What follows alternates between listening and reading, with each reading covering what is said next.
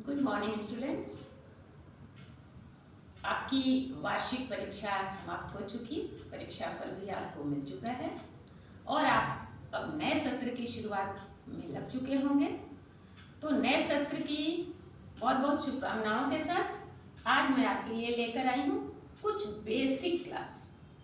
बीच में गैप हुआ, कारण था कि मैं लगातार यात्रा में थी, मैं क्लास नहीं कर पाई, आपको हमसे थोड़ी दूरी बनाकर रहनी पड़ी। चलिए, आगे के लिए वादा है कि मैं आपके साथ हूँ, लेकिन आपको भी मेरा साथ देना होगा। आप मेरे चैनल को सब्सक्राइब करिए, अपने विचार दीजिए, अपने प्रश्नों को हम तक पहुँचाइए, अपने दोस्तों को शेयर करिए। तो आज मैं सबसे पहले आपको बताऊंगी कि हिंदी संस्कृत पढ़ने से पहले, क्योंकि जब हम सिलेबस को विभाजित करते हैं और सिलेबस के आधार पे हम प्रश्नोत्तर तैयार करते हैं, तैयार तो कर लेते हैं पर आधार भूमि मुझे नहीं मालूम होता है, इसलिए कमजोर बच्चे पीछे रह जाते हैं। तो सबसे पहले क्लास शुरू करने से पहले हमें हिंदी और संस्कृत में क्या क्या पढ़ना चाहिए ताकि हम विषय को अच्छे से समझ पाए। तो सबसे पहले संस्कृत की ओर हम आते हैं कि संस्कृत में जिस छात्र को अनुवाद बनाना आ जाएगा वो निश्चित ही पूरे चैप्टर को अच्छे से समझ पाएगा और व्याकरण को भी अच्छे से समझ पाएगा। तो व्याकरण विषय का आधार होता है, साहित्य का आधार होता है। तो संस्कृत के लिए सबसे एक पुस्तक का नाम मैं बताऊंगी जो 7th 8th 9th तक के लिए, 6 भी कह सकते हैं, देवभाषा अनुवाद। तो देवभाषा किसको कहते हैं? संस्कृत को, क्योंकि वेदों से लिया गया है और वेदों को देवताओं ने लिखा है, इसलिए देवभाषा अनुवाद कहते हैं।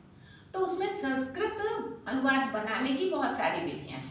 उन विधियों को समझने के लिए मैं आपके पास ये बात रख रही हूँ, ये बता रही हूँ कि आप उसको कैसे समझ पाएंगे। तो सबसे पहले आपको याद करना होगा शब्द रूप और धातु रूप। शब्द रूप संज्ञा, विशेषण, सर्वनाम अर्थात शब्दों का समूह आपके साथ होगा। धातु रूप क्रिया का समूह आपके साथ होगा। जब भी आप कोई वाक्य बनाते हैं, आप इंग्लिश मीडियम के स्टूडेंट हो तो आप अच्छे से समझते हो सब्जेक्ट, ऑब्जेक्ट और वर्ब। तो हम जब संस्कृत हिंदी पढ़ते हैं तो उसमें भी कर्ता, कर्म और क्रिया है, सेम चीज है। तो कर्ता के लिए हमें क्या पढ़ना होगा? कारक के विभक्ति चिन्ह शब्द रूप के साथ। दूसरा धातु रूप क्रिया को समझने के लिए, वर्ब को समझने के लिए। ऑब्जेक्ट भी हम शब्द रूप के साथ समझ लेंगे। उसे कैसे करना है अभी मैं बताऊंगी, लेकिन इसके लिए आपके पास वोकेबलरी होने की आवश्यकता है, शब्दकोश। तो शुरुआत के महीने में आप अपने शब्दकोश को समृद्ध करिए। कहते हैं शब्द हमारी संपत्ति है, क्योंकि छात्रों की संपत्ति तो शब्द ही है, शब्दों का ही तो खेला है सारा। आपके पास शब्द हैं तो आप बहुत अच्छे निबंध लिख सकते हैं, बहुत अच्छे से पत्र लिख सकते हैं, बहुत अच्छे से अनुवाद बना सकते हैं। अब हम कहाँ जा रहे हैं? अब कहाँ की संस्कृत मालूम नहीं है, हम की संस्कृत मालूम नहीं है, तो आप सेंटेंस कैसे बना सकते हो? इसलिए सबसे पहले आप याद करेंगे शब्द रूप, धातु रूप। शब्द रूप याद करने के लिए जैसे कारक के जो विभक्ति हैं, कारक के जो विभक्ति चिन्ह हैं, कर्ता, कर्म, करण, संप्रदान, अपादान, संबंध, अधिकरण आदि, तो इनके चिन्ह होते हैं। जैसे कर्ता के साथ ने चिन्ह है, राम पढ़ता है तो राम के साथ ने चिन्ह है तो हम प्रथमा विभक्ति लगाएंगे। कर्म के साथ को चिन्ह होता है तो हम द्वितीय विभक्ति लगाएंगे। तो शब्द रूप जब भी हम लिखते हैं तो कर्ता, कर्म, क्रिया, कर्ता कारक, कर्म कारक, करण कारक, संप्रदान कारक। कारक के नाम एक तरफ लिखेंगे तो साथ में उसकी विभक्ति भी लिखेंगे, प्रथमा विभक्ति, द्वितीय विभक्ति, तृतीय विभक्ति, ताकि आने वाले समय में जब हम सेंटेंस बनाने के लिए ये नियम जानेंगे कि इस विभक्ति का प्रयोग इसमें होता है तो हमें वो शब्द रूप लाभ पहुंचा सके। धातु रूप के लिए क्रिया, क्रिया में हमें सर्वनाम की आवश्यकता भी पड़ेगी। जैसे सर्वनाम में मैं, पुरुष, पुरुषवाचक सर्वनाम, मैं, तुम, वह। अब इसको हमें समझना होगा क्लास के साथ साथ कि मैं, तुम, वह, मैं के साथ उत्तम पुरुष, तुम के साथ मध्यम पुरुष और वह के साथ अन्य पुरुष या प्रथम पुरुष। तो इसका विभाजन हम कैसे करेंगे, इसको सीखने की जरूरत है। और इसके साथ ही साथ हमारे पास शब्दकोश रहे। अनुवाद बनाने के कुछ नियम हैं, जैसे हम किसी को कुछ वस्तु देते हैं तो दानार्थे चतुर्थी, किसी की सहायता करते हैं तो सहार्थे तृतीया, अपादाने पंचमी। ये कुछ सूत्र हैं। आपको 1 महीने से भी कम समय लगेंगे अगर आप इन चीजों को अच्छे से याद कर पाए।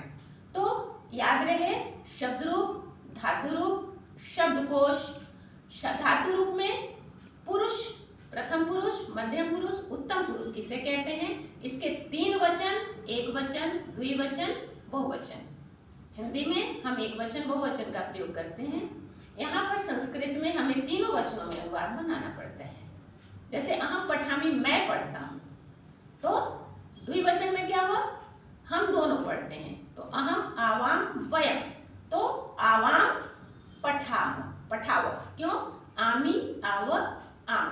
तो इस तरह से आप नियम से पढ़ेंगे। मैं आपको क्लास में बताऊंगी जब मैं इसकी शुरुआत करूंगी।